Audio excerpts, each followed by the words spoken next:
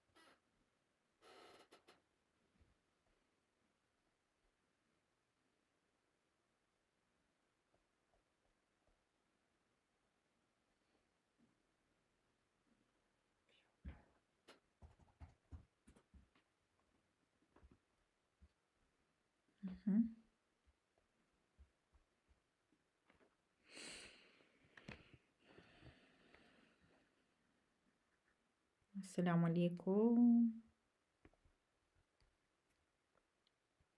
Валейкум ассалам рахматуллах. Валейкум ассалам рахматуллах. Так. Биринчи күн бүгүн интенсивдин кыргыз тилинде кош келиңиздер. Байланышты текшерип алалы. Мен жакшы угулуп жатсам, плюс белгисин калтырып кетиңиздер. Жакшы угулуп, жакшы көрүнүп жатсам, баары жайында болсо, плюс белгисин күтөм. Жана дагы бисмиллахир-рахманир-рахим. Аллахтын ысымы менен баштайм. Аллах Тааладан берекелүү жолугушууну суранам. Ушул бүгүнгү сабактан Аллах Таала сиздерге пайда берсин, бизге пайда берсин. Сиздерге жакшы илим берсин, пайдалуу дүйнө ахиреттин илимдеринен берсин. Аллах Таалага таянам, анткени булардын баардыгы себеп. Мен бул жакта отуруп илим менен бөлүшүп атам. Бул жактагы красивая картинка болуп атат, мына слайдтарды даярдап баштап жатабыз. Альхамдулилля, булардын баардыгы тек гана себеп. Ал эми баардык результат, натыйжа Аллах Тааладан. Машалла. Сабактын шарттарын айтып кетейин. Сабактын шарттары күнүнө, бул жерде шарт, сабактын шарты деп жазылып тура. Сабактын шарттары күнүнө 1 саат, 1,5 саат убакыт болот. Ушул биздин эфирибиз. Сабакка 100% катышыңыздар, фокус сабакта болсун. Бирөөңүздөр эгер тамак жасап жаткан болсоңуздар, же болбосо башка бир иш менен алек болуп, бир угуп, бир укпай, бир кирип, бир кирбей, ушундай кылсаңыздар, анда пайда ала албайсыздар. Бул эфирден толук пайда алыш үчүн сөзсүз түрдө фокус коюп, ошол 1 саат, 1,5 саат убактыңыздарды бөлүп отурганга аракет кылыңыздар. Аллах ыраазычылыгы үчүн. Аллахым илимимди көбөйт, Робби зидни альман. Аллахка таянып отуруңуздар. Жана чат эрежелерин бузбаганга аракет кылыңыздар. Бири-бириңизди урматтоо менен, бири-бириңиздерди сыйлоо менен, ссылка, эч кандай негатив бирдекелерди жибербестен, тек гана жакшы мамиледе бололу. Марафон учурунда, ушул интенсив учурунда, эфир учурунда суроо жооп болот. Суроолорду бере аласыздар, жана дагы жооп ала аласыздар. Темалар, бүгүнкү темалар, биринчи таанышабыз. Албетте мени билгендер, билбегендер бар. Куран окуунун баалуулуктарын, артыкчылыктарын айтып берем. Араб алфавитинин өзгөчөлүктөрү бар, ошол жөнүндө сөз кылабыз. Алфавиттин жарымын өтөбүз. Өзүмдүн сонун бир методика менен сиздерге даярдап койгом. Анан аракет деген эмне? Харакет дейт, харакат дейт арабча. Ошол эмне жана алар эмне үчүн керек? Үй тапшырма берилет сиздерге. Жана дагы бул эфирде мен сиздердин жана өзүмдүн убактымды аябай баалайм. Экономить эткенге аракет кылам. Көп сөз, бок сөз дегендей, жаман сөздөрдү, жаман дейм, лишний сөздөрдү сүйлөбөстөн, тек гана по делу ушул темага, ушул бүгүнкү эфирдин темасына ылайыктуу гана нерселерди айтканга аракет кылам. Эми кантип бул интенсивден максимум билим, илим пайда ала аласыздар? Биринчиден сабакка жакшы маанай, жакшы ниет, позитив менен кирүү.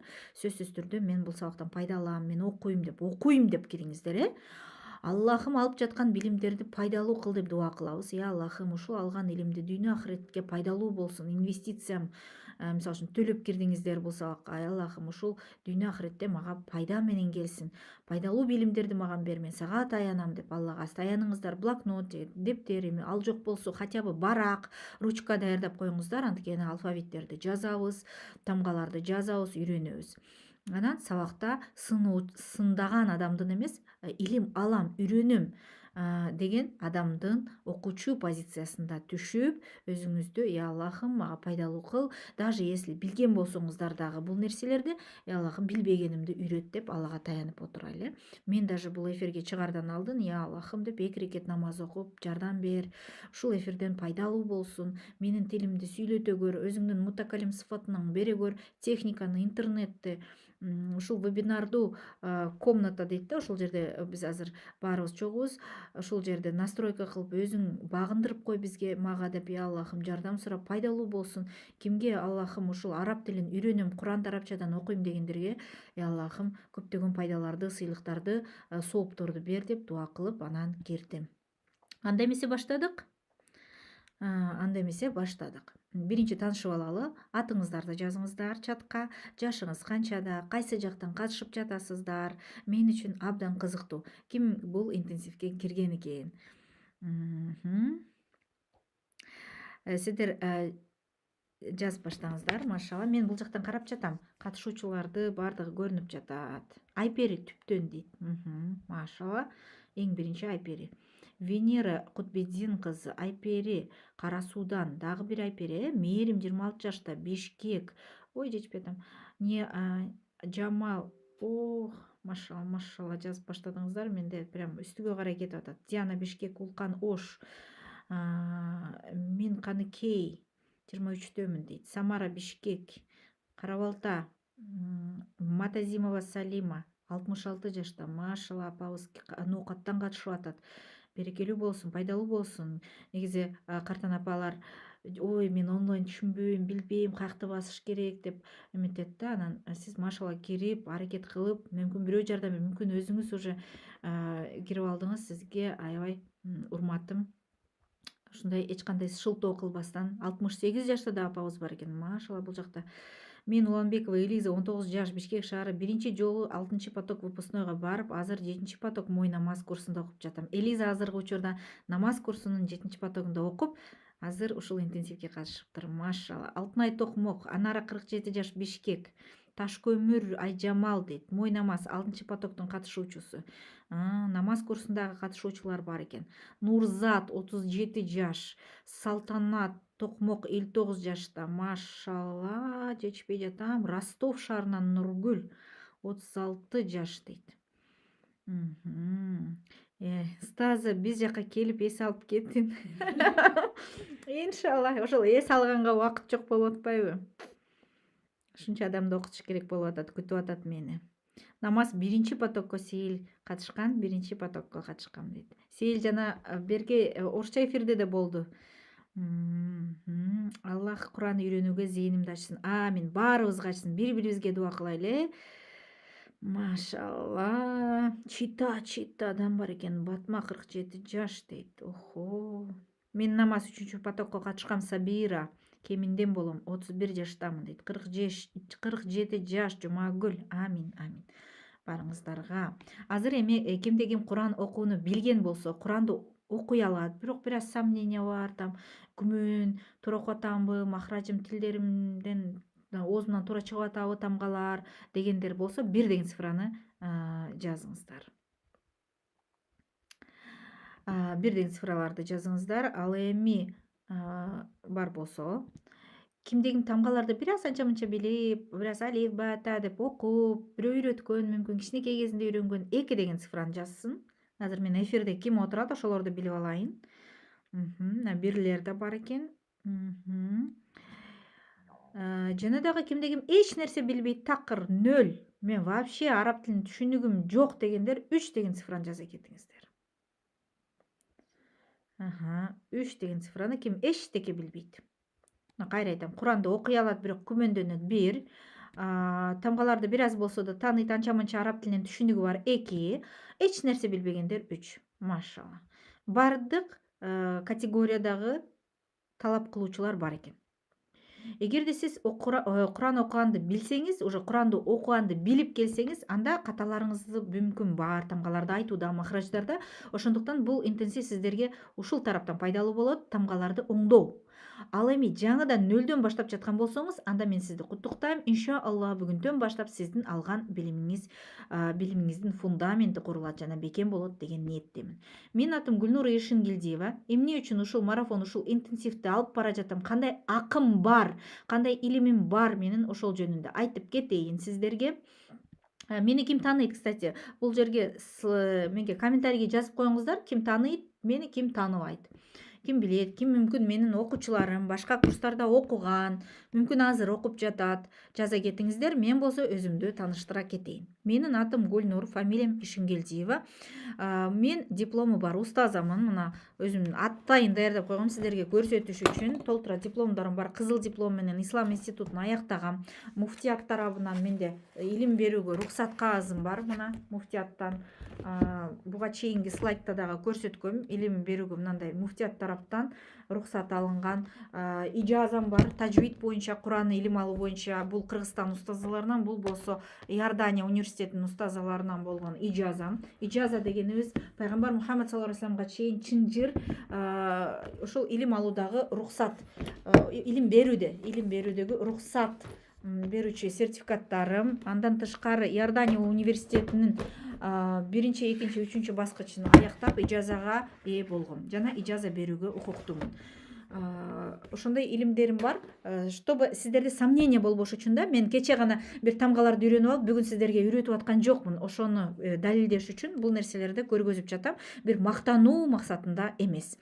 18 жылдык тажрыйбам бар. Ислам институтун шариат араб тил факультетин артыкчылык менен бүтүрүп кызыл дипломго ээ болгом. Сабак берүү тажрыйбам 2006 жылдан бери, мына 2006 жылдан бери мен ушул дипломду алып, андан кийин сразу сабак берип баштап кеткем. Азыркыга чейин 5000ден ашык окуучум бар. Онлайнда, офлайнда жыйынтыкка жеткендерди санадым. Мындан көп да болушу мүмкүн. Диннур айымдар өнүктүрүү борборунун негиздөөчүсүмүн. Ал жакта бизде онлайн, офлайн форматта сабактар берилет.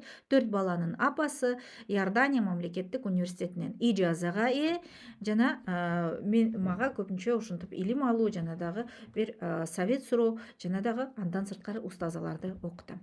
Мына биздин центрде сабак болуп аткан учурда сабакты окуп, мынтип курс бүткөн кездеги тартылган фотолор сиздер менен бөлүшө кетейин.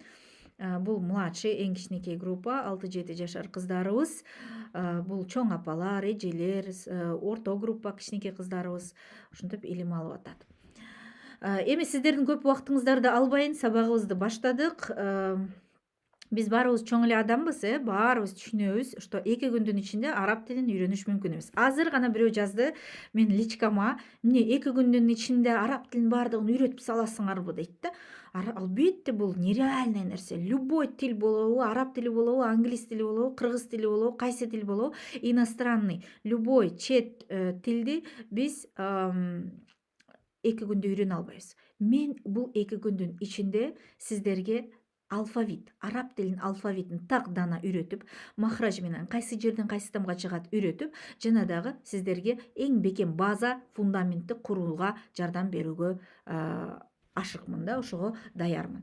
Ошондуктан сиздер дагы даяр болуңуздар. Мына ар бир үйдү куруудан алдын биринчи фундамент куябыз. Фундамент куйган кезде, эгерде фундаментиңиздер жакшы куюлса, үстүнөн уже кирпичтерди коюп, сонун үй курасыздар. Андан кийин ал үйдү жасалга кылып, ичиндеги комнаталарын ремонт кылып, анан кийин мебелдерин коюп, сонун кыласыздар. Туурабы? Бирок негизи эгер фундаментиңиз начар болсо, сиздин дальше Куран үйрөнүүңүз начар болот. Куран окууңуздун качествосу жок болот да. Кийин кайра ошонун баардыгын оңдош керек болот. Мен канчалаган ошондой шакиртти баштан өткөргөм. Мага келип тамга махраждары ката кайрадан с нуля үйрөнүш керек болду. Ошондуктан биз азыр с нуля фундаментибизди туура куйганды үйрөнөлү, базабызды. Мына жакын арада мүмкүн араңыздарда бирөөңүздөр үй куруп бүттү же үй куруп чатка жаза кетиңиздер. Бул канчалаган убакытты алат үйдү с нуля куруш, фундамент, анан кийин үстүнөн кирпич салып. Эми кантип ошол илимди дагы мындай бат үйрөнө албайбыз да биз. Илим бул ийне менен кудукту казгандай. Ошондуктан мына бүгүн биз өзүбүздүн фундаментибизди куйганга аракет кылабыз. Баардыгыңыздардан фокус талап кылам мен. Баарыңыздар мындай иштердин баардыгын таштап, дептер, ручка алып, внимательно кунт коюп угуп, ушул эфирден пайда алып калыңыздар. Анан суроолор келет, канча убакытта Куранды мен свободно окуй алам, сиз сыяктуу окуй алам дегендер келет. Бул жерде мен айта алам 8-9 ай. Орто темп менен окуй турган болсоңуз 8-9 айда нөлдөн баштап эркин окуй аласыз, уже самостоятельно. Ал эми бүгүн болсо биз 2 күндүн ичинде эмне үйрөнөбүз? Алфавит, базаны.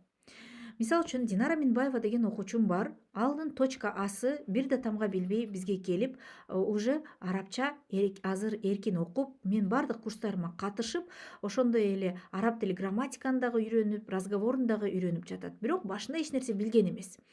Ишеним үчүн Аллах ыраазы болсун Динарайымга. Ушул жерде бул встреча болгон. Мойнамас 6-потокко келип, мага өзүнүн гүлдөрүн, белектерин берип кеткен жолугуп. Бирок онлайнда окуду, эч нерсе билбестен ушинтип Куранды окуп, эркин окуп калды. Мунун окуусуна 1 жылдай убакыт кетти. Эми биринчи жазган тамгалары, мына конспектилери, даже датасы жазылып турат. Бул жерде 23-жыл 25 январь деп турат. Минбаева Динара тапшырган. Андан кийин бул жакта орусча группада окуган ал, өзүнүн отзывдарын калтырып, ушундай курсту биринчи жолу окуп атам, араб тилин эч түшүнгөн эмесмин. Огромная благодарность Гүлнур Устази за возможность получать знания. Минусов для меня нет дейт. Ошондуктан ушундай ыраазылыгын билдирип, курсту бүтүрүп, анан ушундай сонун результатка жетти. Бул жерде бир аз видеодо бар. Я Динара, мне 44 года. Вас читаю уже давно, уже на протяжении, по-моему, 8 лет. Что-то расчувствовалась. До этого сидела спокойно, а сейчас вас всех вижу, у нас прям чувства наплыли. Покрылась тоже я только год назад, накануне прошлого Рамадана. Альхамдулилля, очень этому довольна и счастлива. И вот где-то полгода назад тоже у меня были попытки читать, научиться арабский. Ну, что-то у меня не получилось. 6 уроков прошла, ну, такие они вводные, в принципе, принцип чтения я поняла, но нужна практика, оказывается, нужна. Бул кыска видео менде обрезок эменики болчу. Жана нөлдөн Куранга чейин курсуна келгенде биринчи таанышуу эфиринде ушинтип өзүн тааныштырып, бир аз маалымат алгам, бирок эч нерсе түшүнгөн жокмун. Мурунку бир үйрөнгөн попыткасы болгон экен.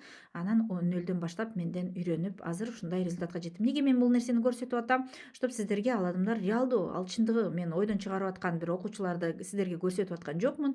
Бул чыныгы адамдар курска келип ушундай результатка жеткен. Эми эгер күчтүү каалоо болсо 2 айдын ичинде дагы Куранга түшүп эркин окуй алса болот. Бирок бул жерде катуу иштеш керек, аракет кылыш керек, окуш керек. Мисалы куда тособуз деп калсак, 1-2 айдын ичинде эле ремонт жасап салабыз, жада калса үйдү да куруп салабыз. Туурабы? Ушундай болгонбу сиздерде? Ошондой эле Куранды дагы бир кыз келет мага, келин. Ал 1 айдын ичинде Куранга түшкүм келип атат, мен 1 айдан кийин умрага барам дейт да. Макул дедим да, бирок 1 айдын ичинде бул аябай катуу аракет керек болот дедим. Ошондуктан бул бүгүнкү интенсивде биз алфавитти үйрөнөбүз. Биз толук Куранды окуп үйрөнбөйбүз сиздерге. Азыр бир розовый очки кийип алып, мен Куранга түшөм деп ойлобоңуздар. Тек гана база, фундаментти курабыз.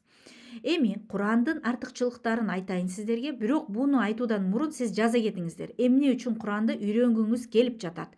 Чатка өзүңүздөрдүн жообуңуздарды жазып көрүңүздөрчү. Андан кийин мен сиздерге хадис менен далил кылып бул жерден айтып берейин.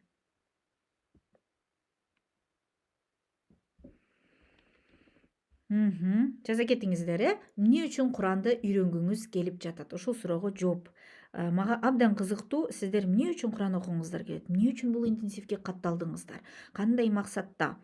Куранды ушул окуштун сиздерге эмнеге керек бул нерсе? Аллахка жакындагым келет дейт.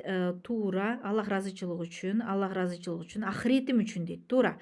Намазды туура окуш үчүн, туура. Куран китепти окуй алуу үчүн, туура. Аллах ыраазычылыгы үчүн, Аллах акыретте Куран бизге жардам берет, туура. Куран бизге шафаатчы. Хафиза болгум келет дейт. Машалла. Хафиза деген Куранды баштан аяк жаттаган адамды айтат. Мына толтура жообуңуздар, баарыңыздардын жообуңуздар туура, ниетиңиздер туура, машалла. Эми биздин менталитетте мындай понятие бар да, Куранды каза болгон, өлгөн адамдарга гана окулат. Бирөө кайтыш болсо гана Куран окутабыз, хатым заказ кылабыз, имамдарга пулун акчасын төлөп Куранын хатым кылдырабыз. Андан кийин бирөө кайтыш болгон адам атабыз, апабыз, чоң атабыз бирөө түшүбүзгө кирсе эле туруп эле борсок жасап, жыт чыгарып, Куран окуп, ошондой кылабыз. Анан кийин бирок ал Куранын туура окуп атабы, ката окуп атабы өзү билбейт да. Анан ошентип багыштап гана өлүктөргө гана окуш керек деген туура эмес понятие бар. Окуш керек, ооба, өлүктөргө окусаңыздар, аларга мындай сообу тийип турат. Бирок негизи Куран бул тирүүлөр үчүн жөнөтүлгөн, түшүрүлгөн китеп. Куран бул бардык тирүү мусулмандар үчүн. Биздин закон, конституциябыз. Өлүктөргө закон керек эмес, алар өлүп калды. А бизге закон керек. Куран биздин конституция, биздин закон, демек ал бизге керек. Алла субханаху ва тааля Куранда Бакара сүрөсүнүн 2-аятында айтат: "Аузу биллахи минаш шайтанир ражим. Бисмиллахир рахманир рахим. Алиф лам мим. Заликал китабу ла райба фих. Худан лил муттакин." Бул китепте эч кандай шек күмөн жок дейт да. Бул Куран китепте эч кандай шек күмөн жок. Ойлобогула дейт да. Шектенбегиле. Сразу ишенгиле да. Худан лил муттакин. Куран китеп худа, такыбаларга туура жолду көргөзүү, хидаят жолду көргөзүү үчүн түшүрүлдү дейт да. Демек, Алладан корккондорго Куран хидаят түз жолду көргөзүүчү катары жөнөтүлгөн китеп. Эми мындай үйдү караңыздар. Бул сынган, кыйраган, бузулган үй. Кимдин жүрөгүндө дейт, Курандан эч нерсе жок болсо, ушул кыйраган, бузулган үй сыяктуу болот. Кандай эле хадистин арабчасын окуйн мен. Инналлади лайса фи жауфихи шейун минал Кур'ан кал байтил хариб. Пайгамбар Мухаммад саллаллаху алейхи вассалам ушунду айткан, салыштырган. Куранды билбеген, Куранды окубаган жана же болбосо жаттабаган адам бул жанагы кыйраган, бузулган үй сыяктуу. Ушундай үйдүн жанынан өтүп бара жатып сиз эмнени ойлойсуз? Сизге албетте анын ичине сиз кире албайсыз. Ал страшный көрүнөт. Андан кийин ээлери ким экен деп ойлойсуңар. Эмне каралбай калды? Мунун ээси барбы вообще деп ойлойсуздар. Ошондой эле Куран жүрөгүндө Курандан эч нерсе жок болгон адам дагы ушундай болот. Анан ушундай кыйраган, бузулган үйлөрдө шайтан жиндер өздөрүнө үй турак жай кылып алышат. Алар ушул шайтан жиндер алейхилана ушул жакта жашашат алар. Ошондой эле жүрөгүндө Курандан эч нерсе жок адамдын дагы жүрөгүнө шайтандар кирип алып, ар кандай васвасаларды кылат. Ошондуктан адамдар өзүнүн бул дүйнөдөгү ордун таба албай, ар кандай психологторго кайрылат, болбогон бир медитацияларды, аффирмацияларды, болбогон бир какой-то техникаларды жасайт, мынантип отурат, тигиндей ыйлайт, тиги мыксыктарга турат, анан какой-то карты-марты дейби, ошолорду ойнойт. Анткени жүрөгүндө Курандан жок болгон, эч нерсе жок болгон адамдын жүрөгүнө шайтан ээлеп, уже хидаят жок да ал жүрөктө. Хидаят деген түз багыт жок. Алладан болгон түз багыт жок. Ал адам уже тиги шайтан направить эткен, васвас кылган жакка кете берет, азгырган жакка. Өзү түшүнбөй. Депрессияга түшөт, ыйлайт, эмне болуп атканын билбейт, өзүм түшүнбөй жатам, эмне болуп атам, анан стресс болот, ар кандай бир нерселерди. Мага ушундай адамдарды көп жазат да. Себеби, ошонун себебинин бир себеби Куран жок жүрөктө. Ошондуктан кимдин Куран жүрөгүндө бар болсо, демек Куранды чын жүрөктөн окуп жаттаган болсо, прям арабчадан, бул мен сиздерге кириллицаны айтып аткан жокмун. Кыргыз тамга менен эмес, араб текст менен, оригинал менен окуп, ар дайым Куранды тилават кылып, эртең менен окуп, кечинде окуп, ага амал кылып, Куран менен жашаса, анын жүрөгүндө шайтан алейхиланалар качат дагы, периштелер конот. периштелер уккусу келет Куран оккан адамдын окуусун. Ошондуктан ал адам уже Аллах Таала аны кылат, хидаятка түшүрүп коет, түз жолго түшүрүп, ары кандай уже мындай жана психологдун сөздөрү, ар кайсынын мындай болбогон медитация уже не влияет ага. Ага жанагы бронежилет кийип алгандай болот да ал адам. Ага эч нерсе влиять этпейт, стрессовый ситуация эчтеке влиять этпейт, депрессияга түшпөйт ал адам. Ал адам өзүнүн жүрөгүндөгү тынчтыгын Курандан алат. Курандан энергия алат. Курандан витамин алат. Курандан жашоосунун нурландырат. Ошондуктан Курандын окуусунун пайдасы. Дагы бир хадисте келди: "Мен караал Кур'ана вастазхараху фа ахалла халалаху ва харрама харамаху адхалаху Аллаху бихил джанната ва шаффааху бихи фи ашрати мин ахли бейтихи куллухум кад ваджабат лахун нар." Бул эми неге мен араб тилинде айтып атам? Анткени араб тилинде айтылган, оригиналдан айтылган хадисте нур болот. Сиздерге нур болсун деп арабча менен цитировать этип которуп берип жатам. Бул менин сөзүм эмес, пайгамбар Мухаммад Мустафа саллаллаху алейхи вассаламдын сөзү. Ким Куранды окуп, аны жатка жаттаса дейт, жана адалды адал десе, арамды арам десе, Аллах аны ушул Куран аркылуу бейишке киргизет. Көрдүңүздөрбү? Куранды окуп, аны жаттап, адалды адал деп, арамды арам деп жашаса, Аллах Таала ошо үчүн эле аны бейишке киргизет. И еще эмне кылат дагы плюс шаффааху. Ага дейт, шафаат кылууга уруксат берет үй бүлөсүнөн болгон тозокко билдет болгон 10 адамга. Үй бүлөсүндөгү 10 адам, атасын, апасын, байкесин, эжесин, ошолордун бардыгына тозоктон чыгарып бейишке киргизүүгө шафаатчы боло алат ал. Көрдүңүздөрбү? Демек, эгерде сиз дагы Куранды окуп, аны жаттаганга аракет кылып, адал менен жашап, арамдан сактансаңыз, бейишке киргенден кийин плюс еще 10 адамды үй бүлөңүздөн адвокат болуп, Аллах Тааланын алдында Аллахым киргизчи, ушул менин апам болот, ушул менин атам болот, ушул менин иним болот, эжем болот деп үй бүлөңүздөн 10 адамды тартып, тозоктон тартып бейишке киргизе алат экенсиз. Ушундай пайдалары бар. Андан тышкары, бул эми бардыгыбыз билген хадис.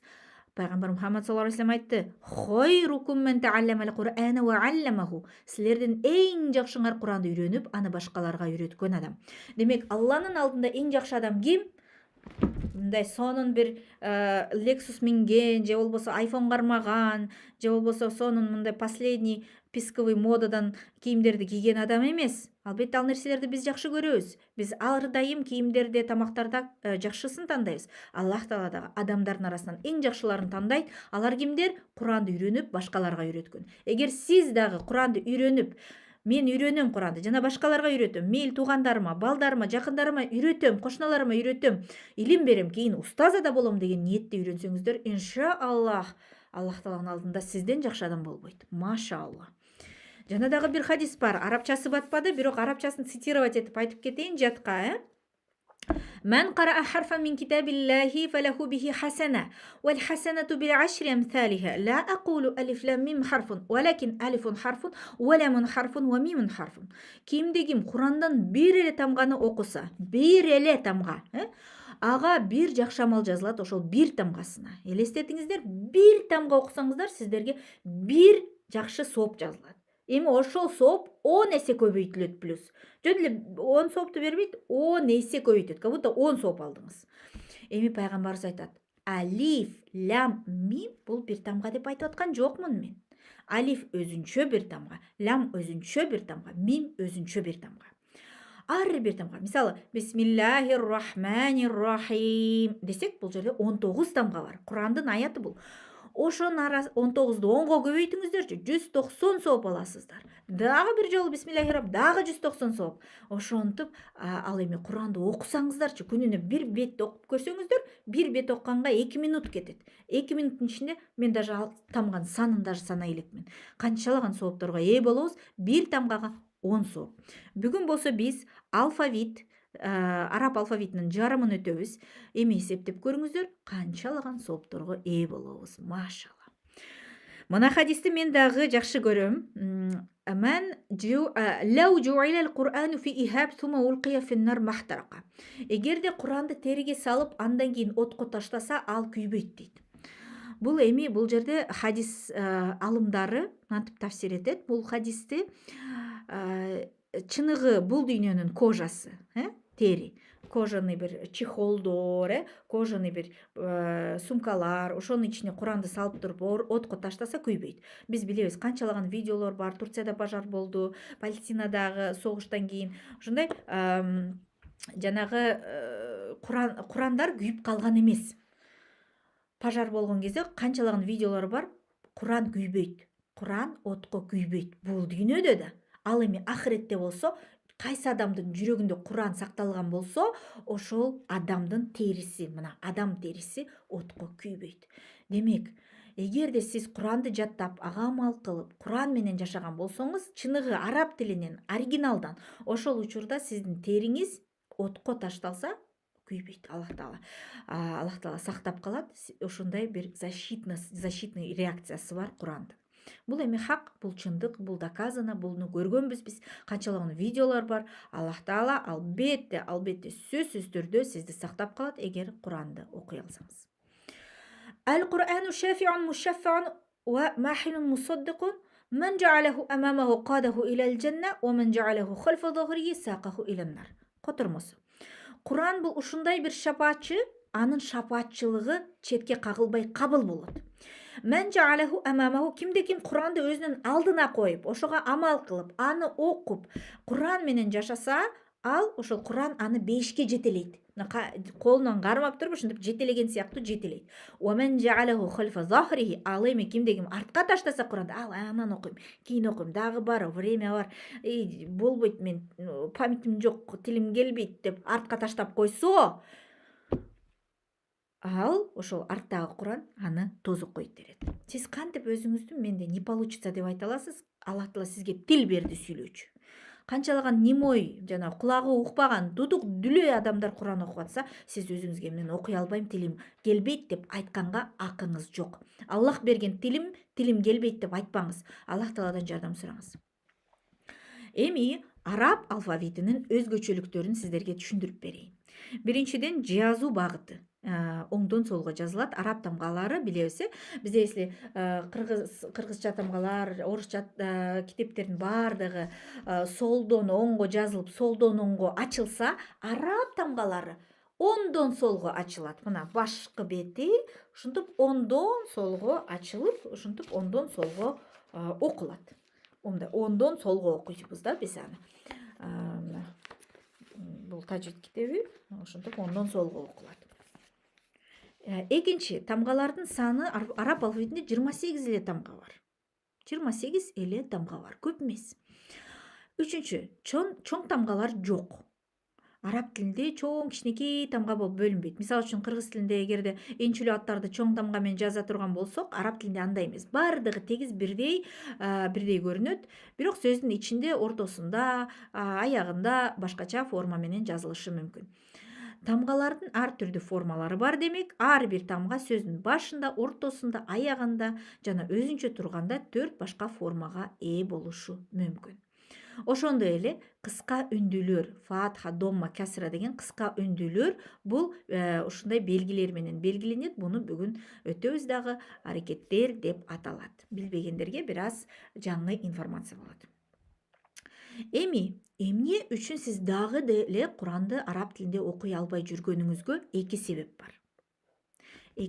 бар. Биринчиден, сиз аракет кылдыңыз, ар кайсы курстарга жазылдыңыз, мүмкүн офлайн бардыңыз, мүмкүн ютубтан мен өз алдынча үйрөнүп көрөйүн деп аракет кылдыңыз, бирок сизге методика туура келбеди, убакыты туура келбеди, мүмкүн сизге жакпады.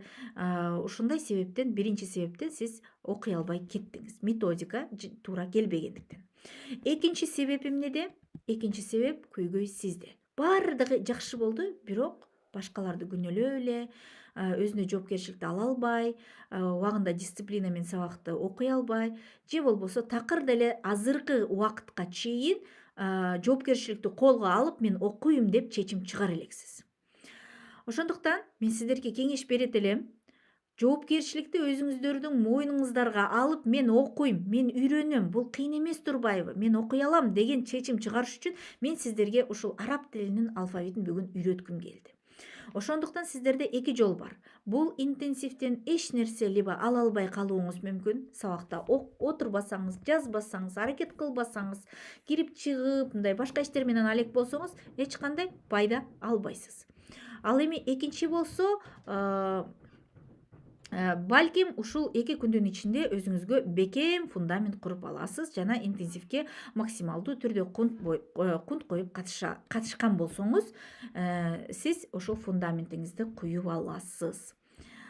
Азыр сиздерге араб тилин үйрөнүүгө мыкты жана жөнөкөй метод берем. Алфавиттен баштайбыз, албетте тамгадан баштайбыз. Ар бир тилди үйрөнгөн кезде биз алфавиттен башташыбыз керекпиз. Биринчи тамга, араб тилинин биринчи тамгасы бул алиф. Азыр үйрөнөлү, аракет кылыңыздар, дептер ручка алыңыздар, жана дагы дептер ручкага жазасыздар. Мына алиф тамгасы бул жөн эле сызыкча. Саптын үстүндө жазылган жөн эле сызык эле коебуз, бул алиф. Бирок айтылуусу а эмес, ичке алиф, алиф, алиф деп созбойбуз. Алиф, ичке айтабыз. Алиф. Кыргыз тилинде дагы кыргыз алфавит а тамгасынан башталып атпайбы? Бул деле дал ошондой а тамгасы, бирок жумшак. Алиф, алиф. Жазыңыздар, сөзсүз мындай сызыкча жазасыздар, астына алиф деп жазып коюңуздар. Өзүңүздөргө удобный форматта жаза берсеңиздер болот. Кандай ыңгайлуу болсо ошондой. Кийин дагы көчүрүп алсаңыздар дагы болот. Дараты жок алфавитти жазса болот. Бул Куран эмес, сиздер Куранга түшө элексиздер, Куранды гана дарат менен жазабыз. Дараты жок, же болбосо хайзыңыз келип жатса дагы болот жазганга. Кийинки тамга ушундай тегерек мындай тарелкага окшош, мынантип жазылат, тарелкага окшош, оңдон солго, астында бир чекити бар, бул бә тамгасы. Ба деп жазылган менен, бирок араб тилинде бардык тамгалар жумшак, нежный айтылат, бә. Бул да кыргыз тилинде алфавитте биринчи а келет, анан б келет. Мына бул асы болсо, бул бысы. Мына алиф, бә, алиф, бә. Менен чоң кайталаңыздар. Бул жумшак, анан алиф деп созбоңуздар. Алиф кыска. Эчтеке созулбайт. Алиф. Ал эми бә болсо созулат. Бә. Бул тамгалардын аталыштары. Кандай эле мына сиздердин атыңыздар бар, Кыз Жибек, Айгүл, Айжан, менин атым Гүлнур. Тамгалардын да өзүнүн аттары бар, бирок мисалы алиф а деген үндү билдирет. Бә б деген үндү билдирет. Ошентип билип алыңыздар. Алиф, бә. Кыргыз тилинде алипбе деген сөз бар. Ушул эки тамгадан чыккан. Алиф, бә. Алипбе. Ошентип кыргыз тилине көптөгөн сөздөр араб тилинен келген. Көрдүңүздөр, ушинтип эсте сактап койсоңуздар болот. Алиф, бә. Алиф, бә. Алипбе деген сөздөн чыккан. Алипбе деген сөз ушул алиф бадан чыккан демек. Алиф, бә. Кийинки тамга, үчүнчү тамга бизде тә, смайликке окшош, тә. Бул т деген үндү билдирет. Тә. Тилиңизди яка үстүнгү тиштердин арт жагындагы этке коесуздар. Тә.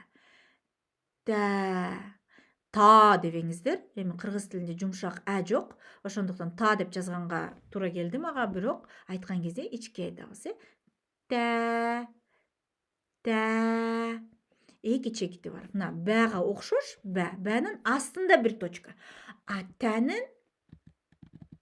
үстүндө эки чекит бар. Тә. Смайликке окшош, эки көзү, анан жылмайган улыбкасы. Тә. Бул үчүнчү тамга. Төртүнчү тамга араб тилинде бул с тамгасы, бирок бул өзгөчө. Бул жанагы тиштен чыгат. Сако с. Мына эки тилиңиздин учун аласыз дагы, эки алдыңгы эки тиштин түбүнө коесуз. Мынантип коесуз да. Фә. Сын айтасыз. Фә. Са десеңиздер ката болуп калат. Бул са эмес. Бул фә. Сако. Мына бул жерде картинкада бала көрсөтүп турат да, тилин чыгарып атат. Бирок сизде мынтип катты чыгарбаңыздар. Учуна эле коесуздар. Эки мына тиштин астына тилиңиздин учун коюп эле с тамгасын айтасыздар. Фә. жазылуусу мына тарелкага окшош үстүндө 3 чекити бар. Мына 3 чекити бар үстүндө. Фа тиштердин арасынан чыгат. Билип алыңыздар. Бул 4-чү тамга. Мына караңыздар, уже 4 тамганы үйрөнүп алдык бат эле. Алиф, ба, та, fa, alif, ba, ta, fa. Qaytalaylı. Alif, ba, ta, fa. Ушинтип бир окуучум ушинтип жаттаптыр да. Мынтип сызыкча кылат, андан кийин бир чекит астыга, 2 чекит үстүгө, 3 чекит үстүгө. Алиф, ба, та, fa. Анан жумшак айтыңыздар. Араб алфавиттин көпчүлүк тамгалары ичке нежный айтылат. Эгерде сиз мурун алиф, ба, та, са деп жаттап алсаңыздар, бул чоң ката болуп саналат. Жумшак, ичке жана дагы созулма. Ба, та десеңиздер ката болуп калат. Алиф, ба, та, fa. Ушинтип 4 тамганы үйрөнүп алдык. 5-чи тамга бул жим. Жим тамгасы ушинтип жазылат. Мына үстүндө мындай эмеси бар, мындай толкунчасы, астында мындай курсак. Элестетиңиздер, бул жана боюнда бар аялдын курсагы, ичинде чекити бар, ал кичинекей баласы экен. Ушинтип баласы курсагында жүрөт, анан кийин ал аял бирдеке жегиси келет, огурчу жегиси келет, ачуу жегиси келет, бир турсаң шашлык жегиси келет. Шашлык жейм, огурчу жейм, тигини жейм деп айтат да. Ошондон жим. Бул тамганын аты жим. Ошондон кош бойло айымга ушинтип мисал келтирип, ассоциация кылып жаттап алсак болот бул тамганы. Жим. Ч тамгасына да окшоп кетет, мынтип, анан кийин астына куйругу и чекити бар. Жим. Жазып атасыздарбы? Жазып коюңуздар чатка. Жим тамгасына окшош дагы 6-чы тамга, бирок чекити эчтекеси жок, курсагы бар, бирок чекити жок. Бул ха тамгасы. Мына бул киши ачуу, бир сиз дагы өзүңүз элестетиңиз, ачуу бир перец, эмени калемпирди жеп алып, ана же болбосо бир ачуу бирдекени жеп алып, оозуңузду ачып, тамагыңыз бардыгы ачып, суу ичип деп атасыз. Же болбосо эки колуңуз деп үшүп калганда жылтып атасыз. Ошол учурда тамактын ортосунан ха деген тамга чыгат. Ушул тамга. Ха. Бул жерден кошумча кылып кетейин. Араб тилинде 3 х бар. 3 х 3 бөлөк айтылат. Жана 3 бөлөк мани болуп калат да. Сөздөрдүн маанилери өзгөрүп кетет эгер хларды алмаштырып койсоңуздар. Бул ха кырылдабайт. Тамактын ортосунан чыгат, ачуу бирдекени жеп алган. Ошол эле жанагы боюнда бар аял ачуу бирдекени жегиси келип, ошону жеп алып, жим анан деп отургандай элестетиңиздер. Мына жим, курсагында боюнда бар аял жим, экинчиси тамактын ортосуна чыгат. Жутканда шилекеңиз кайсы жерден өтөт? Ошол жерден тамгасы чыгат. Бул кырылдабай турган тамга. Андан кийин машала барыңыздар жазып атасыздар. 7-чи тамга ошол эле тамга. Мына жимге окшош, бирок үстүндө чекити бар. Үстүндө точкасы бар. Бул х. Жана айттым го мен, 3 х бар. Ошонун экинчиси. Бул кырылдайт. Коңурук тарткан адамды элестетиңиздер. Мына коңурук тартып уктап атат. Мына сүрөттү да сиздерге жасап койдук. Атайын ассоциация болуш үчүн деп уктап атат да, деп, ошондой окшош деген үн чыгыш керек. Бул ха. Анан оозуңуздарды тоголукчу кылып албаңыздар. Мынтип хо десеңиздер ката болот. Оозуңуздар аны айткандай ачылат. Бирок о деген үндү чыгарасыздар. Хо десеңиздер ката. Аны ачкандай ачасыз. Мына жанагы уктап атканда кишинин оозундай кылып ачыңыздар оозуңуздарды. И кырылдайт. Салыштыралы. Тамактын ортосунан кырылдабайт. Тамактын бер жагынан кырылдап чыгат. коңурук тарткан адамга окшош.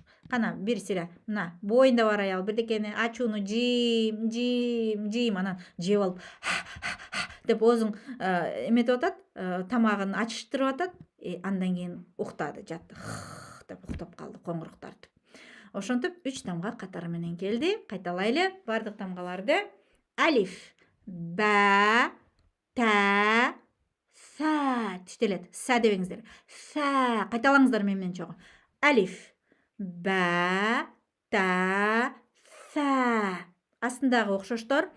Жим, созуңуздар, созуш керек. Ха, хо, хо. Демек, бул тамгалардын өздөрүнүн аттары ушундай, бирок алиф аны билдирет, ба бны билдирет, та тны билдирет, са с деген тамганы билдирет, жим ж дегенди билдирет, ха х деген тамганы билдирет, хо х кырылдаган хны билдирет. Демек, ушундай биз азыр канча тамганы үйрөндүк? 7 тамганы үйрөндүк. Бир сире кайталайлы. Алиф, ба, та, са, жим, ха, хо. Кандай болуп жатат? Жазып коюңуздар чатка. Кайтарым байланыш кыйын эмеспи? Эстеп жатасыздарбы? Методика жагып жатабы? Негизи кандай? Мен дагы ушул бир дубалга сүйлөп жаткандай болбойн. Сиздер менен бир аз актив болсун, сиздер тараптан. Канчалык сиздер вовлеченный болуп мындай аракет кылсаңыздар, ошончолук пайда аласыздар. Кыйын эмес, машала сонун, жок жеңил метод сонун, машала. Сонун, рахмат, абдан сонун, оба методика сонун дейт. Машала, бомба дейт. Өтө сонун. Аллах разы болсун барыңыздардан. Кайтарым байланыш үчүн жазыңыздар, айтыңыздар, мен чогуу кайталаңыздар. 8 тамгага өттүк анда эмесе. 8 тамга бизде дал. Бул дал эмес. Эгер туура эмес жаттап алган болсоңуздар, мурун оңдоңуздар. Бул ичке д тамгасы. Тилиңиздердин учу бияктагы этке тиет, тиштердин арасындагы этке тийип д, дал. Мурун мен кичинекей кезимде ушундай оюнчугум бар эле. Бумеранг дейби, эмне дейт, ушуну ыргытсаң кайра өзүңө кайтып келет го. Ошондо ыргытасың, дал өзүңө кайтып келет. Ыргытасың, дал өзүңө. Демек, бул тамганын аты дал. Дал өзүңө кайтып келет. Дал. Кыргызча дал өзүңө де. Дал.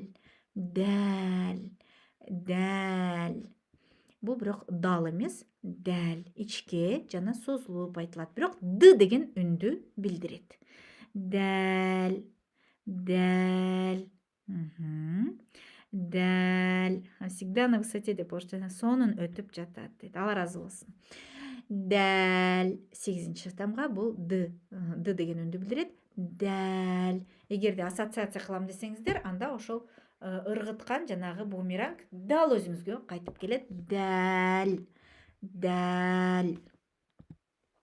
Анын досу окшош эле жазылат. Строчканын үстүнө жана чекти бар. Бул тамганын аты вал. Бул сакоо з. Тилдин учун бияка каябыз, кайра эки алдыңкы тиштин түбүнө коюп зын айтабыз. Вал. Кана чогуу. Дал. Анын досу вал. Зал дебеңиздер. Прям мен сыяктуу кылып, уялбай, кээрлер уялат да зыны тиштеп айтуудан. Тилдин учун бияка коюңуздар. Мен сыяктуу. Каттуу чыгарып албаңыздар. Анан з деген тамганы айтсаңыздар, вал. Ушул тамга чыгат. Дал. Вал. Анан валь дебеңиздер. Валь дейт кээрлер. В эмес бул. З, бирок сакоо. Вал. Бул д деген үндү билдирсе, а бул в деген үндү билдирет. Араб тилинде тоже 3 з бар. Ошол зынын бирөөсү ушул тамга. Вал. 10 тамгага жеттик, машалла. Бул ро. Бул үтүргө окшош. Үтүр сыяктуу саптын астына жазылат. Ро. Бул кантип айтылат? Бул кадимгидей эле кыргызча рга окшош, бирок каттуу ырылдабайт. Р дебейсиздер. Ро. Мындай жеңил тиет. Өзүнүн мына р деңиздерчи, р деп ырылдап айтыңыздар. Эми ошону ырылдабай. ырылдабай, акырын эле, жеңил эле айтыңыздар. Ра. Анан муну айткан кезде бул р деген үндү билдирет, бирок тамганын аталышы ра. Ро десеңиздер ката болот. Оозуңуздарды аны айткандай ачасыз. Ра, ро деп оозуңуздарды тоголок кылбаңыздар. Ката болот. Ра.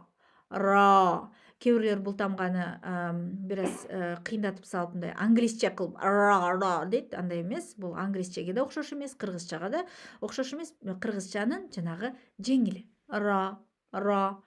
Мындай жеңил тиет. Ана тилдин учу арттагы мына дөмпүйүп турган этке, дёсналардын эмесине, дөмпүйүп турган жерине жеңил тиет. Ра. Рахман. Мисалы ра деп рылдабаңыздар, ката болот. Эми мунун досу зә тамгасы. Тоже үтүргө окшош, мынтип саптын астына жазылып, үстүндө бир чекити бар.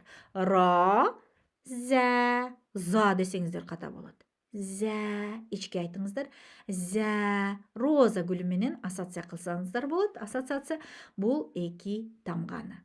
Ра, зә, роза гүлү. Бир сире кайталайлы. Тамгалардын бардыгын.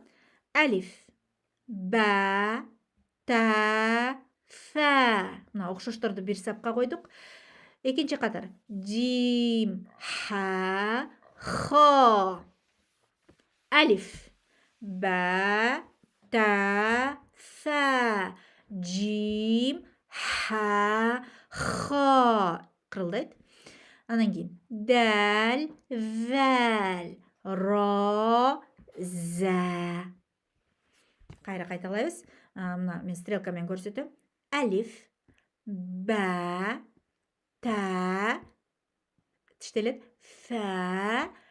Экинчи катар. Жим, ха, хо.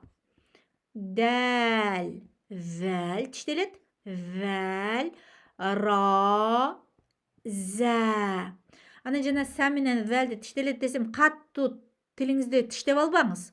Жөн эле тилдин учун астыңкы эки тиштин түбүнө эле тигизип коесуз. Мына тиреп фа, вал деп.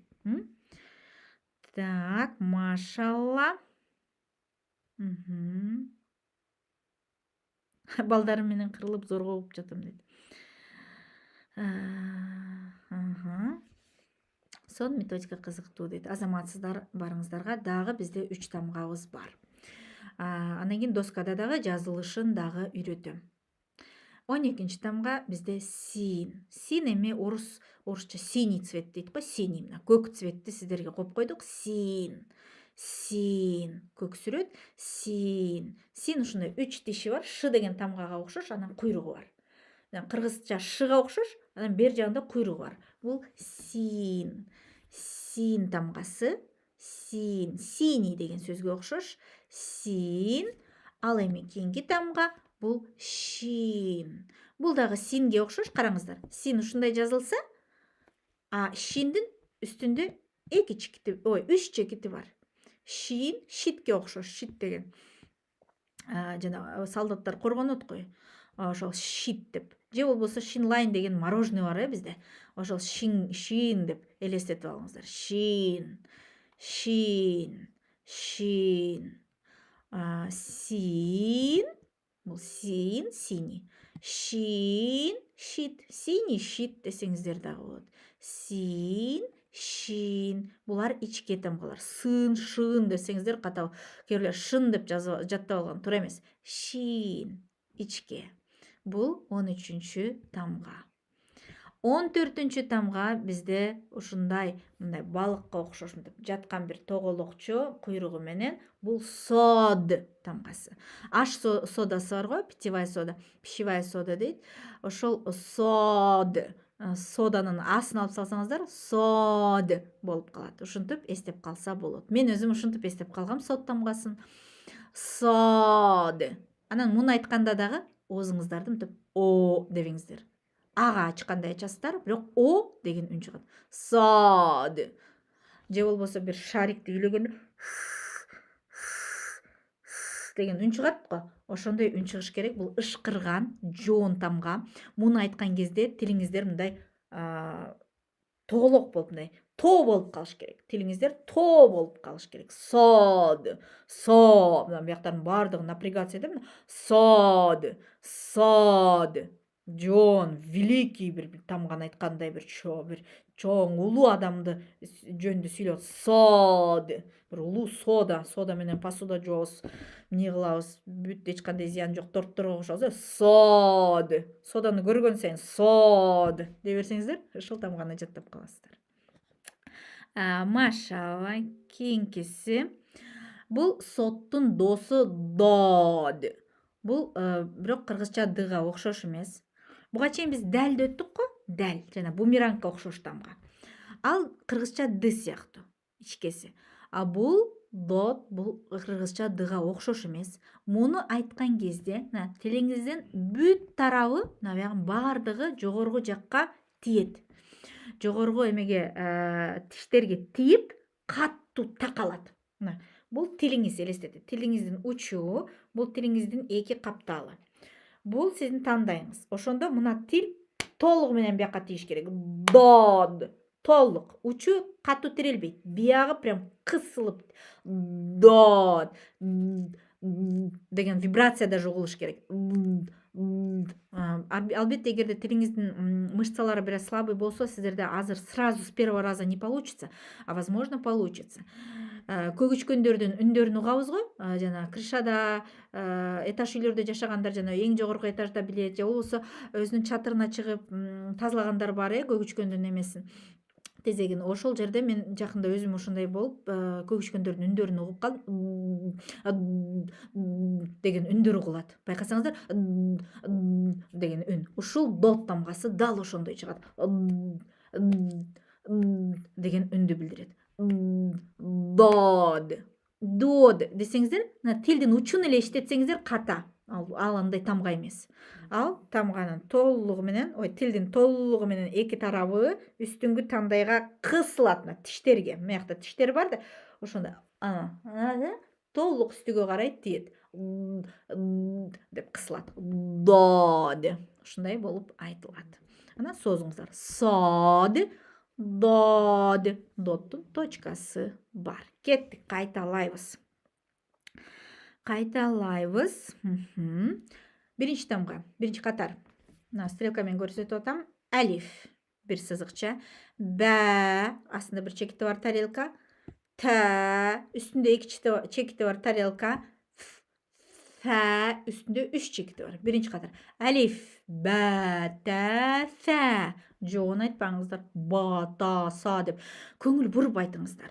Ар бир мен айткандай кылып айтсаңыздар туура болот. Көңүл коштук мындай мамиле менен ба, та, са деп эле кыргызча произношение кылсаңыздар толку жок. Эч кандай мындай пайда албайсыздар. Мен айткандай жумшагын жумшак кылып, тиштен чыкканын тиштен чыгарып, жоонун жоон кылып айтсаңыздар, ошондо гана пайда тиет. Дагы бир жолу. Алиф, биринчиси алиф дебеңиздер. Алиф, бә, та, фа. Жим, ха, ха, дәл, вәл, ра, зә, син, шин, сад, дод. Дагы бир жолу кайталайлы. Менен чогуу кайталаңыздар. Алиф, бә, та, фа, жим, ха, ха, дәл, вәл, ра, зә, син, шин, сад, дод. Машалла. канчалаган соопторго ээ болдук. Мына 15 тамганы үйрөндүк, ар бирин бир жолу айтканга 10 сооп алдык. А биз бир тамганы бир эле жолу айткан жокпуз да азыр. Канча жолу кайталадык, ошончо өзүбүздүн Алланын алдында болгон ахиреттик карточкабызды толтуруп алдык. Машалла соопторго. Аллах ыраазы болсун. Темалар боюнча биз тааныштык. Курандын артыкчылыктарын айтып бердим. Алфавиттин жарымын өттүк. Эми биз аракеттерди өтөбүз азыр. 1 сааттын ичинде алфавиттин жарымын жаттап алдык. Элестетиңиз, күнүгө ушундай темп менен окуп уланта турган болсок, канчалаган илимдерди алып каласыздар. Мен чогуу дальше уланткыңыз келеби? Чатка жазып коюңуздар. Машалла. Альхамдулилля роббил аламин ушул сабакты насип кылганына дейт. Гүлкумар жазып атат Кадамжайдан. Машалла. Кызык өтүп жатат. Ооба дейт. Машалла. Эми сиздерге эң негизгиси дисциплина жетпей жатат. Онлайн курстарга окуганда же болбосо онлайн сабактарга интенсивге катышууда бизге эмне жетишпейт? Дисциплина. Өз убагында сабакка кирүү, сабакты угуу, сабакты тапшыруу, өзүнө бекем болуу, жоопкерчиликтүү мамиле кылуу, туурабы? Интернетте себеби ачык доступта YouTube ачасыздарбы, башка жерлерде ачасыздарбы, акысыз сабактар толтура. Бирок көзөмөлсүз, үй ташууманы текшербөөсүз дисциплина жок болот. Ошондуктан ал өтө кыйын нерсе адамга. Менин курстарымдын өзгөчөлүгү ушул контроль жана кайтарым байланыш абдан күчтүү. Аны окугандар билет. Менде окугандар жазып койгула, кандай кайтарым байланыш менин курстарымда. Себеби мен окуучуларым ийгиликтерге ушул курстарымдагы контроль, дисциплина, кайтарым байланыштын негизинде гана 90% результатка жетет. Элестетиңиздер, канчалаган айымдар ушинтип Куран окуп калган. Мисалы, Калзия деген окуучум бар. Менден бир эле мен менен чогуу ушу Каралтыдан болот. Ал Калзия мугалим болуп иштейт, бирок мага онлайнга жазылды. Офлайн келгенге бир шаарда эле жашайбыз да, келмек, бирок онлайнга жазылып, бир да тамга билген эмес, алифтан баштады, бирок бардык деңгээлдерди өтүп, азыр арабчаны эркин окуй алат, арабча уже которот, мединский курска катышып, араб грамматика разговорныйга жазылып дагы, аны дагы уже бүтүрүп жатат, машалла. Альхамдулилля, ушундай аракетчил окуучуларыма. Араб тилинде эркин окуу кандай гана бир сонун сезимдерди жаратат. Бул өзгөчө сонун сезимдер. Аны мен сиздерге азыр сөз менен айта албайм да, түшүндүрө албайм. Муну билген адам гана түшүнөт да. Ошону өзүнүн сезген адам гана, Куранды араб тилинде оригиналдан окуган адам гана сезе алат. Эми сиз 1 минут элестетип көрүңүз, сиз арабча окуп атасыз, сонун окуп атасыз, эркин окуп жатасыз, Куранды ачып, өзүңүз араб тилинде окуп атасыз. Кандай сонун ошондой окуш ниет кыла бериңиздер, Аллахым жардам берет. Эми Калзия окуучум ушул жыйынтыкка ушу Куран курстарым аркылуу Аллахтын жардамы менен жетти. Бул менден эмес, Калзиядан эмес, Алланын жардамы түзмө-түз болду. Калзия албетте аракет, жоопкерчиликтүү мамиле кылгандыгы үчүн. Эми андай окуучулар көп. Бул жөн эле бир гана мисал. Эртең менин 6 жумалык курсум, нөлдөн Куранга чейин деген курсум ачылат, каттоо. Ошол курска эгер катталам десеңиздер, бүгүн уже 8% арзандатуу менен орун алып алсаңыздар болот. Мен сиздерге кеңеш берем. Бүгүн алфавиттин жарымын, эртең алфавиттин жарымын үйрөнсөк, курстан болсо Куранга түшүп каласыздар. Менеджерлер болсо сабактан кийин ушул сиздердин группаңыздарга шилтемелерди жиберет. Жазылам дегендер азыртадан баштап орун алып калсаңыздар дагы кеңеш берет элем. 2 күндүн ичинде мен сиздерди Куранга түшүрө албайм деп башында айткам, алфавит, база, фундамент түзөбүз. Эгер мен сиздерге устаза катары жаккан болсом, анда кош келипсиздер. Эми мындан ары харакеттер деген нерсени өтөбүз. Ушул билгендер билет, билбегендерге бул сыр. Араб тилинде үнсүз тамгалар, үндүү, бул жерде үнсүз деп коюптурмун. Үндүү тамгалар жок. Үндүү тамгалар жок, бардык тамгалар үнсүз. Бүт тамгалар үнсүз, үндүү тамга жок. А, О, У, И деген тамгалар жок. Анда кантип алар сүйлөшөт? Мисалы мындай атты жаздым. Мадину дедим, Мадину. Аны алар жазганда МДН деп эле жазып коет. МДН деп эле жазып коет, бирок окуганда Мадину деп окуйт.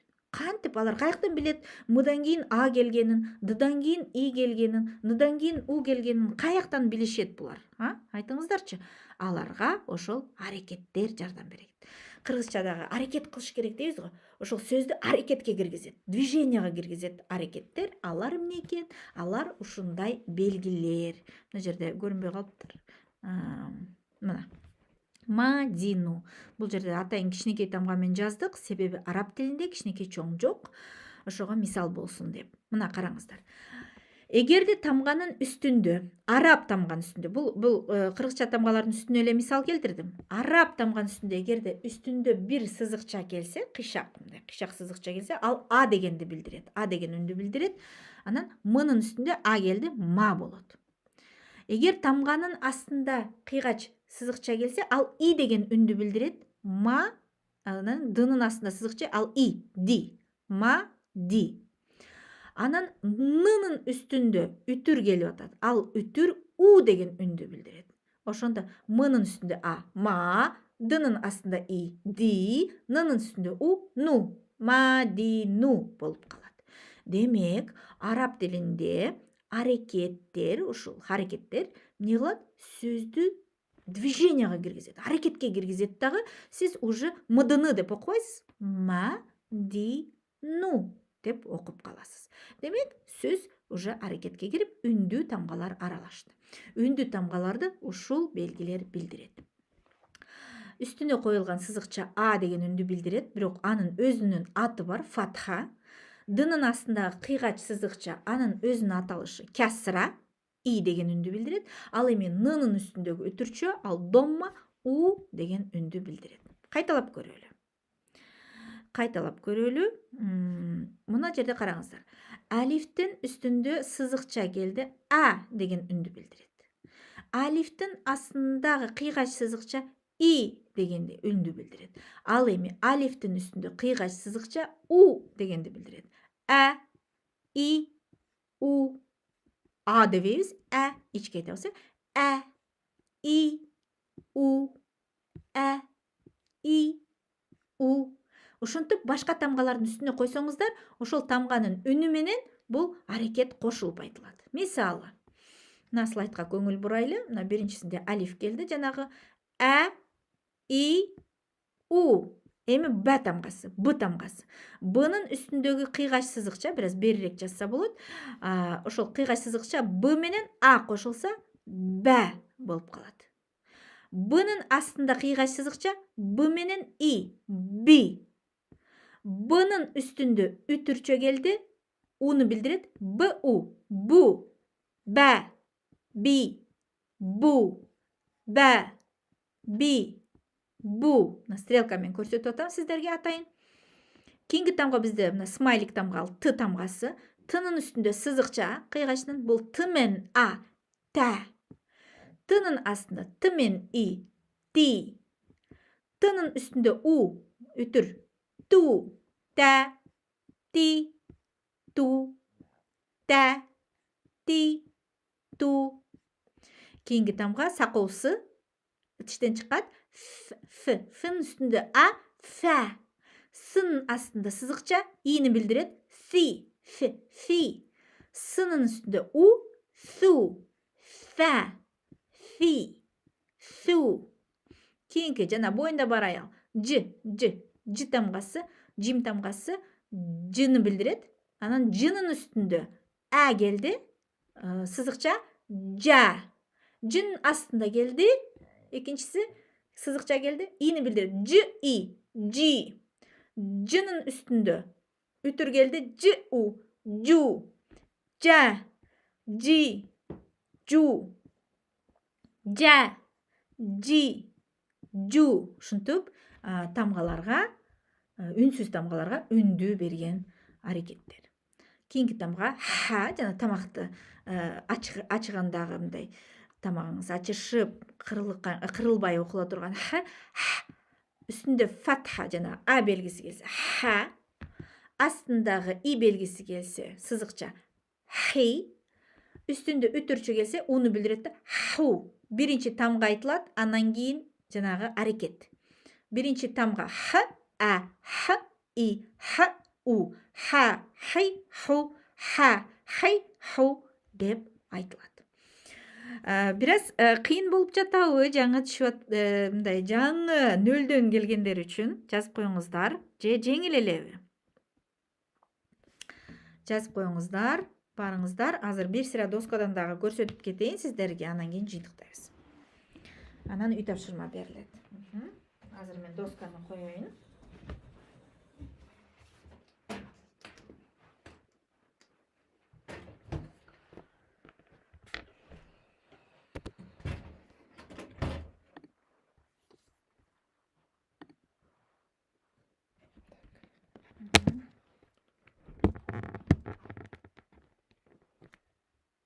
Свет надо проверить.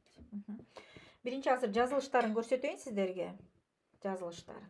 Бул сап, строчка. Строчка. Азыр давай.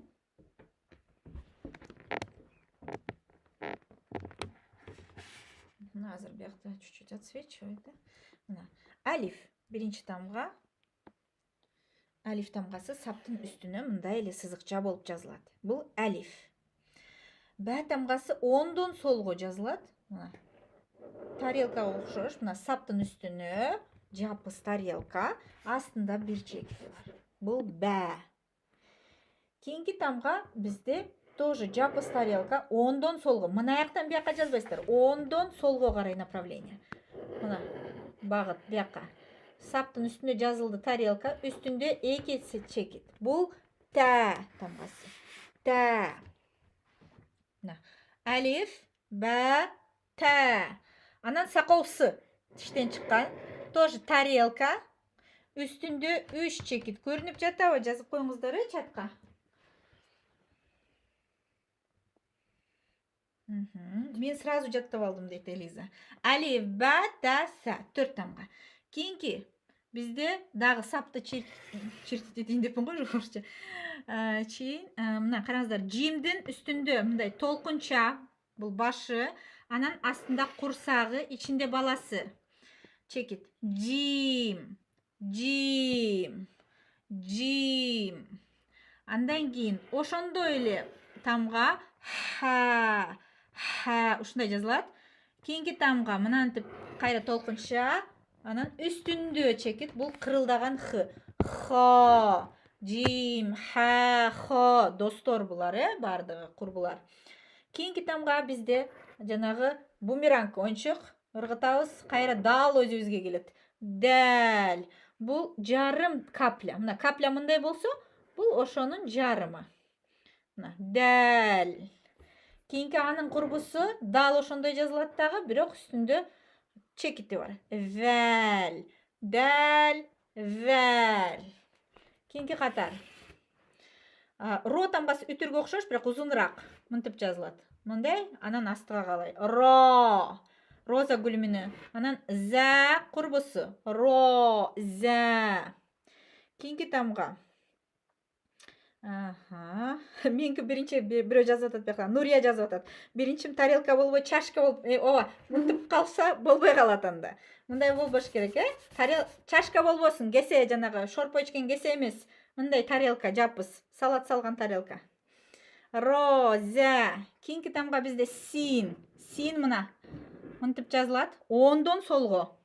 Мынтип жазабыз, шыга окшош. Анан кийин куйругу астыга кетет. Син. Кийинки тамга шин. Дал ошондой, бирок үстүндө 3 точкасы бар. Шин. Андан кийинки тамга бираз мындай кылайын. Сод. Сот мына, сот көпчүлүктөрүнө кыйын бираз жазганы. Мына бияктан баштайбыз. Точка бияктан алып алдык. Үстүгө тоого чыктык, тоого чыктык, тоого чыктык. Артка кайттык. Как будто бир балык сыяктуу, балыкка окшош. Анан куйругу бар.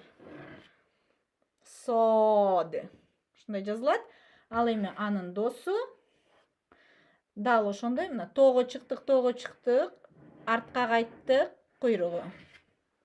Үстүндө точкасы бар. Бул дод. Кайталайлы. Алиф, бә, тә, сә, жим, ха, хо, дәл, вәл. Тиштейбиз.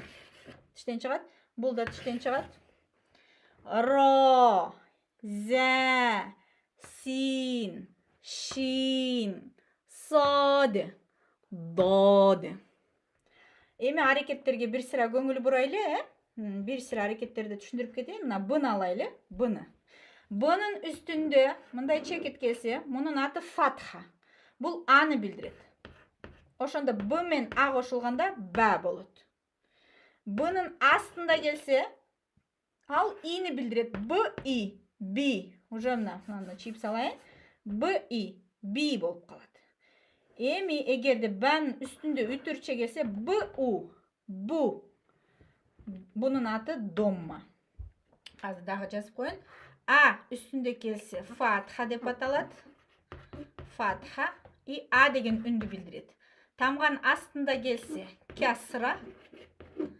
Касра и деген үндү билдирет. Тамган үстүндө үтүр келсе, бунун аты, өзүнүн аты домма. Анан бул у деген үндү билдирет.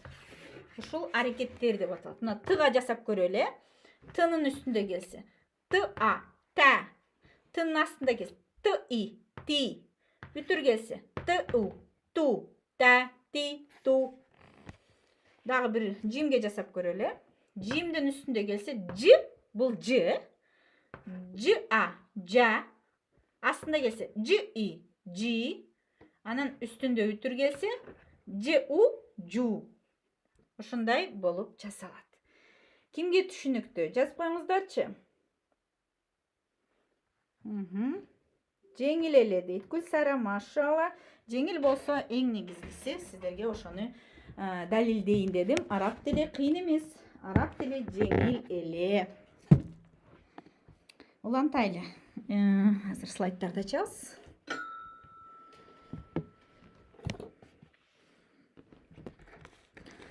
Түшүнүктүү дейт. Машалла, канчалаган адамдар эфирде.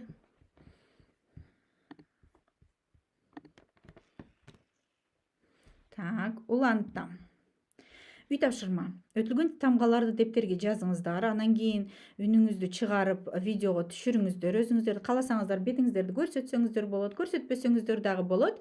Дептерден ручка менен көргөзүп окуп берсеңиздер дагы болот. Эң негизгиси ушул сабактан пайда алганыңыздарды мага далилдеп, сториске видеону Инстаграмга жүктөп, Гүлнур Устаза деп белгилесеңиздер мага келет. Мен сиздердин окууңуздарды ошондой тартипте гана текшере алам бул интенсивден. Демек, үй тапшырманы текшериш үчүн Инстаграмда сториске белгилеш шарт.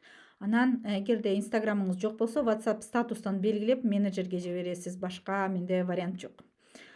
Себеби группада канчалаган адам бар, ар бирин ошентип мага жазса, сообщениялар жоголуп кетет WhatsApp'тан. Ошондуктан стористе Инстаграмда белгилеп, баракчам собачка Гүлнур, жана собачка дейт го, анан Гүлнур нижний пробел Устаза деп жазсаңыздар, мага сиздерден келет. Ушул адам сени белгиледи, текшер кана, нече жиберип атат сага бирдеке деп келет мага сообщение. Анан мен сиздердин окууңуздарды текшерип бере алам. Жана дагы канчалык сабактан пайда алдыңыздар дагы белгилеп койсоңуздар кем болбойт. Видео инструкцияны группага иншаллах менеджерлер жиберип коет. Эми чарчаган жоксуздарбы? Жазып коюңуздар. Мына 1 саат 20 мүнөттөй убактыбыз өтүптүр бүгүнкү сабактан. Биздин биринчи күнүбүздүн сабагы негизи аякталды. Сабак кандай өттү, сиздерге оюңуздарды жаза кетиңиздер. Эртең болсо мындан дагы пайдалуу болот иншаллах. Жогорудо мен эстеп кетпедим беле. Эртең сабактан кийин, эртеңки интенсивдин экинчи күнүнөн кийин 0-төн Куранга чейин курсуна каттоону ачам официалдуу түрдө. Бирок бүгүн катталгандарга 8% арзандатуу болот. Бүгүн андай чечимди бат кабыл кылгандарга. Азыр Саматова Акжурат деген окуучум жөнүндө айтып кетейин. Ал бир аз тамгаларды билип мага келген. Анан мынантип мага жазган. Мага бир сообщение менен мен окуумду текшерип бериңизчи деп, анан окуусун текшерип берсем, окуган тамгалары ката экен. Тамгаларды кайдан окудуңуз десем, онлайн бекер группадан окугам дейт. Махражда каталар көп, окуганысы начарраак деп тажвид курсуна чакырдым аны. фундаментиңиз слабый деп жазсам, жок, мен анда 0-дөн Куранга чейин курсуна жазылам деп 0-дөн Куранга чейин курска жазылып, Куранды өзү мындай жакшы окуу деңгээлине жетип, ушундай ыраазычылык каттарын жазып жиберген. Аллах ыраазы болсун, бизге эки дүйнө пайда тие турган, жашообузду нурга, жүрөгүбүздү иманга бөлөй турган, акыретте күбөлүк өтө турган илим бердиңиздер. Иншаллах кийинки курска окуп Курани Каримди катасы жок окуйбуз деп ниет. Сиздин курстан мен кыйынчылык байкаган жокмун деп, ошол 24 жаштагы Саматова Акчурат окуучум өзү негизи менин шаарымдан болгону менен 2 жыл мурун бекер онлайн группада окугам, кайра фундаментимди бекемдөө үчүн окууга катталдым деп окуп, азыр Куранды тез окуп жатат. Ал эми Пулатова Резида деген Анталияда окуп жашап, биздин курска катышып 0-дөн Куранга чейин сонун результатка жетти. Бул видео жанагы Альхамдулиллах, я с 5 июня прошлого года с вами. Вы, устаза, открываете мне вот сердце. Вы послужили причиной тому, что Аллах мне это открывает. И вот сегодняшняя встреча у меня очередной инсайт, что мой муж тоже заслуживает награду за то, что создает мне условия, чтобы я училась, чтобы я получала знания. Вот. А знания, они так окрыляют, хочется не останавливаться, идти дальше и дальше. И вот безмерная благодарность вам, Гульнур Устазов. Бул видеону менен айткым келгеним, ошол Резида курска келип, күйөөм дагы мени окутуп, мага окууга мүмкүнчүлүк ачып бергендиги үчүн сооптарды алып жатат экен. Мен ошону эми түшүндүм дейт да. Курсту бүткөндөн кийин айтып берип атат. Демек, эгер сиздердин дагы жолдошуңуздар сиздерге илим алууңуздарга шарт түзүп берсе, ал дагы сиздер менен чогуу илим алгандын сообун алат да. Ошондуктан альхамдулилля, эгерде сиздерге күйөөңүздөр ушундай мүмкүнчүлүк берсе, аларга дагы сооп. Альхамдулилля. Эми орун алам дегендер бар болсо, бүгүн алып алыңыздар. Орундар чектелүү, албетте, себеби бизде кураторлор аз. Аларга чектелүү сандагы окуучуларды гана бере алам. Анан эртең ал башка баада болот. Бүгүн башка баада. Предзапись менен жазылгандар арзаныраак баа менен жазылды. Менеджерлер группага толук маалымат берет. Бүгүнкү интенсивден болгон негизги максат ошол болчу: сиздерге биринчиден араб тили жеңил экендигин түшүндүрүп, алфавит менен тааныштыруу, база куруу. Экинчиден өзүмдү сиздерге тааныштыруу, мен киммин, мен эмнеге мындай өтүп атам, сиздер менден илим ала аласыздар, мен сиздерге устаза катары, ылайыктуу наставник катары, ошол адам катары сиздерге жагамбы жок, ошону көргөзүү. Үчүнчүдөн курска каттоону ачуу. Ошондуктан каалоочулар бүгүн 8% жеңилдик менен каттала аласыздар, эртең уже башка баа болот. Иншалла, Аллахым берекелүү кылсын. Ар бириңиздердин илимиңиздерди, бүгүнкү үйрөнгөн ар бир алган тамгаңыздарга эселеп сооптордон жазып, жана дагы мындан дагы жакшы, иншалла келечекте Курандын хафизалары болуп, башкаларга үйрөтө тургандай, балдарыңыздарга илим бере тургандай кылып, даражаңыздарды көтөрсүн. Бул дүйнө ахиретте пайдалуу илим алдыңыздар деп санайм. Мен эми ушундай форматта биринчи сиздерге ушинтип үйрөткүм келди да, интенсивден. Мурун тек гана бизде акысыз вебинар менен эле курска каттоо ачылчу. Бул жолу интенсив менен ачканды туура көрдүм, сиздерге алфавитти үйрөтүү үчүн. Ал эми кимде ким алфавитти үйрөнүп алып курска катталса, кийин курста жеңил болот. Үй ташыманы эртеңге чейин, эртеңки эфирге чейин. Эртеңки эфир канчада болот? Айтылат, группадан айтылат. Эртеңки экинчи сабак качан болот? Ошол убакытка чейин тапшырып койсоңуздар болот. Жатка билиш обязательно эмес. Баракка жазып окуп берсеңиздер дагы болот. Главный туура произношение кылганга аракет кылыңыздар. Курстун баасын, курстун программасын алыш үчүн мына эфирдин астында, мына экрандын астында орун алуу деген кнопка бар. Кимде ким YouTube'тан карап жаткан болсо, алар WhatsApp группаңыздарга кайтып, WhatsApp группада менеджерге ссылка келет. Ошол же болбосо таплинк деген ссылка келет. Ошол ссылкага басып, программаны көрүп катталсаңыздар, баалары бардыгы жазылган. Бүгүн 8% арзандатуу менен каттала аласыздар. Ким буга чейин уже орун алып койсо, алар 10% арзандатуу менен уже катталып коюшкан. Барыңыздарга ийгилик. Аллах разы болсын. Ишенip тартып бул интенсивке жазылдыңыздар. Эртең экинчи күндө сиздерге мындан дагы пайда бергенге аракет кылам. Аллах разы болсын сизге дейт. Машалла. Барыңыздарга Алла разы болсын. Аллахым берекелүү, пайдалуу илимдерден берсин. Кураныңыздар жетим болуп калбасын да, үйдө жаткан Куран китебиңиздерди окуп үйрөнүңүздөр. Сиздерге кеңешим. Ошол кыйраган үйгө окшош болбоңуздар. Жүрөгүңүзгө Куранды сактаганга аракет кылыңыздар. Бул бүгүн биринчи кадамыңыздар. Биринчи кадам. Кимде ким Аллах Таала тарапка бир кадам басса, Аллах Таала ал адамга карай чуркайт. Иншаллах мен толук ишене алам сиздерге. Эгерде Куранды араб тилинде окуп үйрөнсөңүздөр, сиздин чечилбеген проблемаңыз калбайт. Себеби Курандын ичинде бардык чечим бар. Любой чечим. Ал жөнүндө иншаллах эртең айтып берем. Аллах разы болсын. Машалла.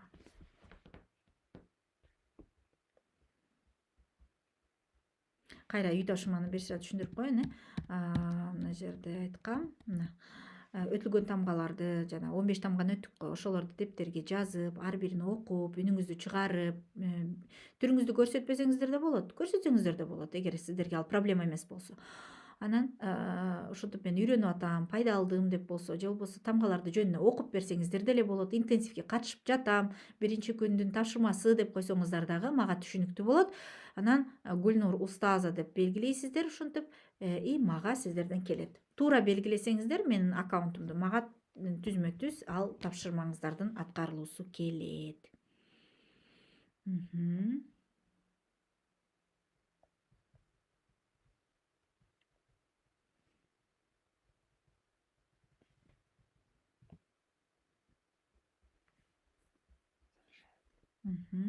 Анда эмесе бүттүк. Аллах разы болсун. Аллахумма солли аля Мухаммад ва аля али Мухаммад. Субханаллахи ва бихамди, субханака Аллахумма бихамди. Ашхаду ан ла иляха илля анта, астагфирука ва атубу илейк.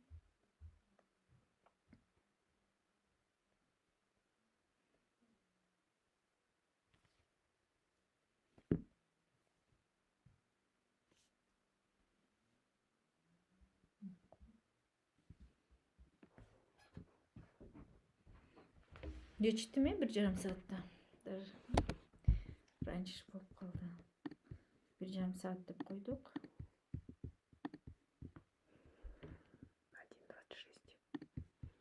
1:26. 1:26.